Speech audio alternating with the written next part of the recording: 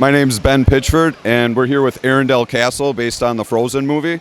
I've got my 3 kids, and this one is especially for my young daughters, who are dressed up as Elsa and Anna, and then my oldest, Olaf, here.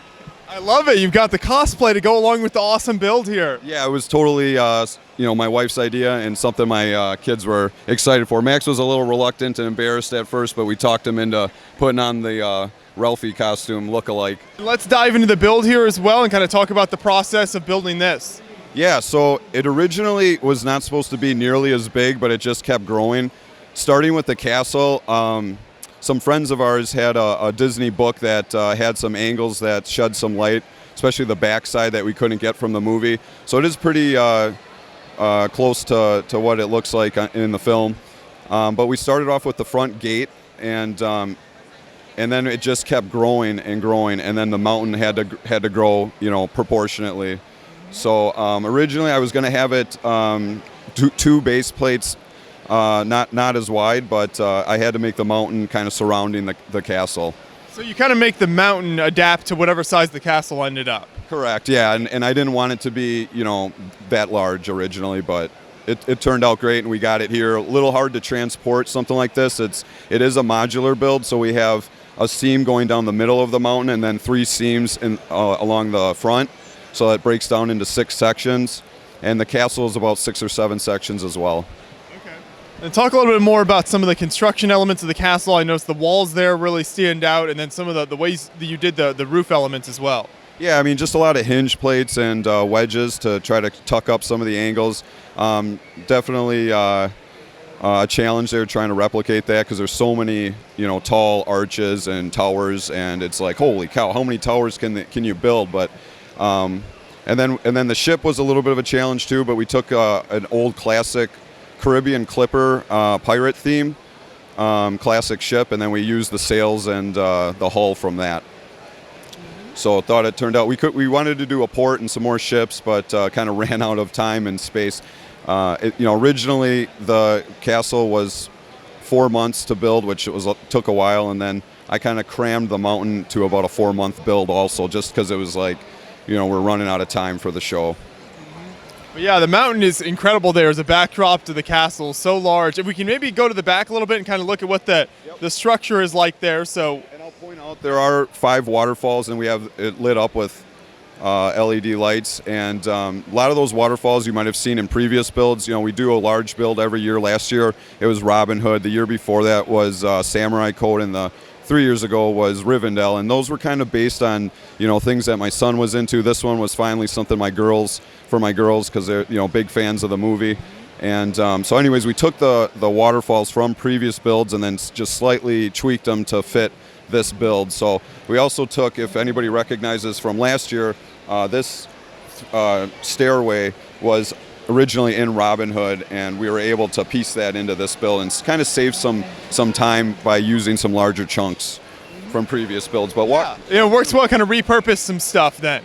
Yeah, exactly. So walking around, there is obviously a little bit of table just to save on Lego, but for the most part, we have, like I said, three sections that you can see the seams running up. Lots of burps and lerps, especially lerps, and that really is the secret to the structure for this size of a build.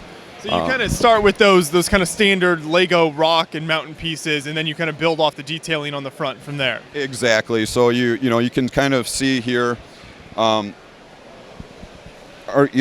kind of make a perimeter starting on the bottom. We have our first lerp, which is hard to see because it's light gray, but then you take 2 steps back and you just keep following that pattern and covering it with slopes and wedges to give it that aesthetics.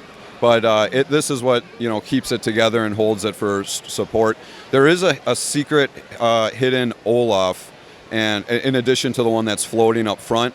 So the secret hidden one for the treasure hunt. We'll bring this to the Children's Museum when we're done in Fond du Lac, Wisconsin, and then have a treasure hunt, and that'll be one of the items that kids will have fun looking for.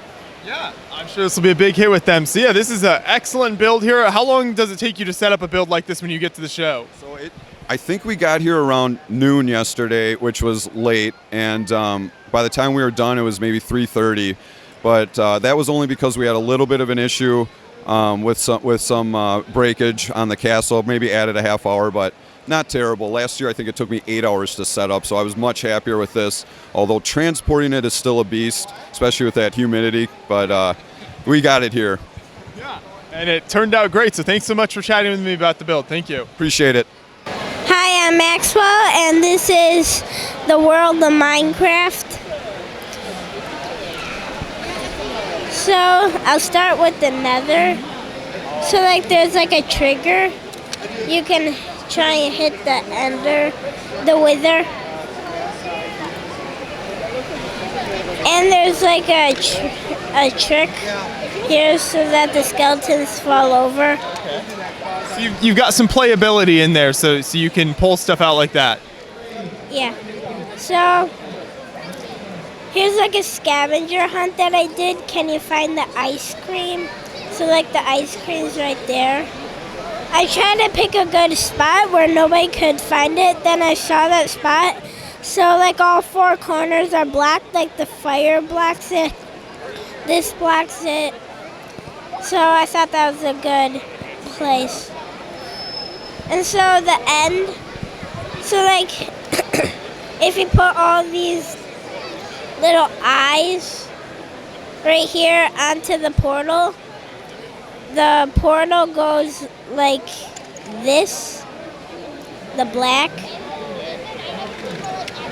so that you can go to the end. And then the end is right here. Here's the Enderman trying to go to the Minecraft world. And there's a light up. Brick. These are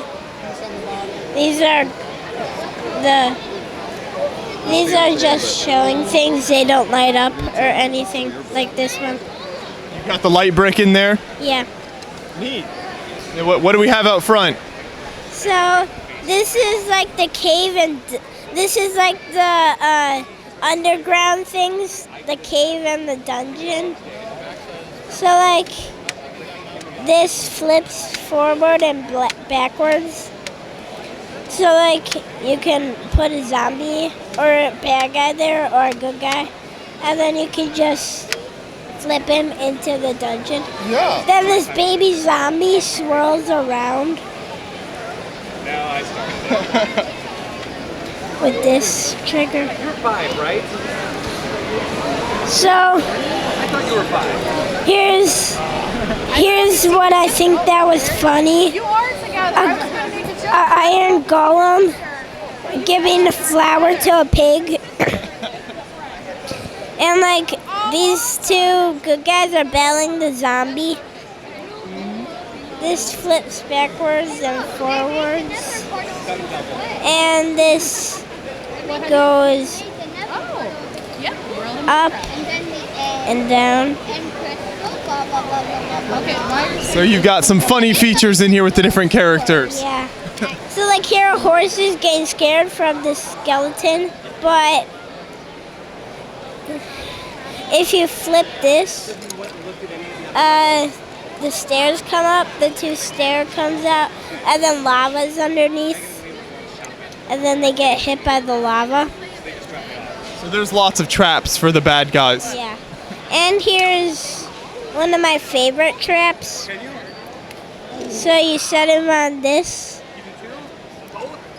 you flip this forward, and then he falls in. So here's Alex trying to get some water, but how's he gonna get down? Perfect, like an elevator. Yeah. So here's Steve throwing a sword at the Ender Dragon. The sword just fell down. It stabs him. And here's a neat feature of the Ender Dragon. You push this down, and then the wings flap. All that playability there. I like it. And then here, and then when he gets stabbed, the Ender Dragon pukes out this purple thing. There's purple slime. Well, I got a couple pieces. This is your sister's Mario universe then, okay. So it's a whole, family collaboration here with all the different builds and everything. I like that. That's a lot of fun. Thanks so much for showing us your build.